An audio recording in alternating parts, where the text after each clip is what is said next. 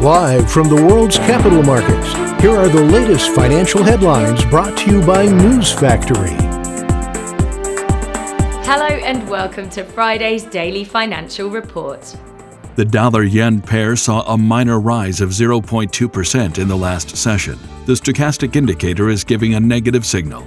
The Bitcoin-dollar pair dove 2.3% in the last session. According to the Ultimate Oscillator, we are in an overbought market. The gold dropped 0.4% against the dollar in the last session. The stochastic RSI is giving a negative signal. The oil-dollar pair skyrocketed 2.1% in the last session.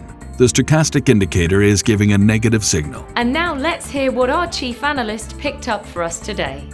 Wall Street's main indexes jumped in a broad-based rally led by heavyweight technology shares after a truce in the debt ceiling standoff in the U.S. Congress relieved concerns of a possible government debt default this month.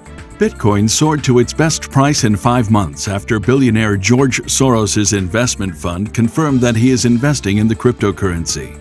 The dollar held close to a 14-month high against the euro as a surge in energy prices raised the risk for the Federal Reserve to act sooner to normalize policy. Those were today's major economic events, and now moving on to world financial headlines.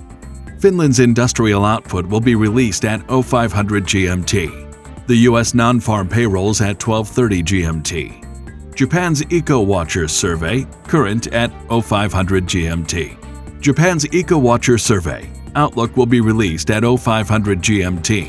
The U.S. average hourly earnings at 1230 GMT. The UK's CFTC GPB/NC net positions at 1930 GMT. We hope that you've enjoyed Friday's market outlook. On behalf of all of us here, we wish you a productive trading day.